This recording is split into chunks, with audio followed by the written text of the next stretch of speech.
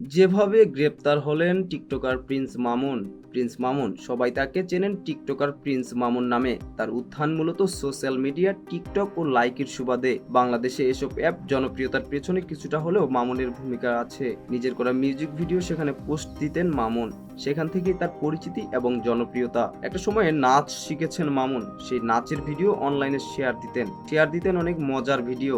এভাবেই তার ফলোয়ারের সংখ্যা বাড়তে থাকে। অনলাইন থেকে তার জনপ্রিয়তার ঢেউ এসে পড়লো অফলাইনেও। বলা যায় বাংলাদেশের টিকটকারদের মধ্যে সবচেয়ে জনপ্রিয় এই টিকটকার মামুন। তার ফলোয়ার বা অনুসারীর সংখ্যাও অগণিত।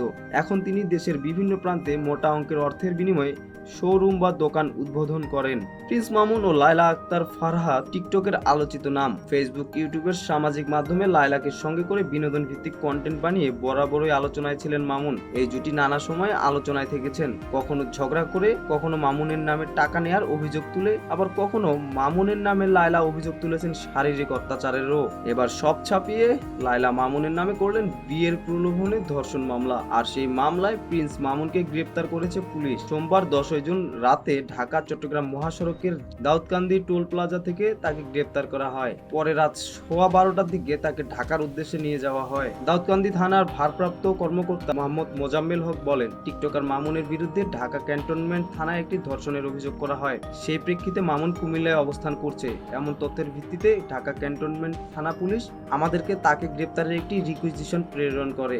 এরপরই দাউদকান্দি টোল প্লাজা এলাকায় অভিযান পরিচালনা করা হয় এবং রাত 9:30টার দিকে তাকে গ্রেপ্তার করা হয়। পরে মামলার তদন্তকারী কর্মকর্তার নেতৃত্বে ঢাকার ক্যান্টনমেন্ট থানায় একটি টিম আসলে রাত 12:15টার দিকে তাদের কাছে হস্তান্তর করা হয়।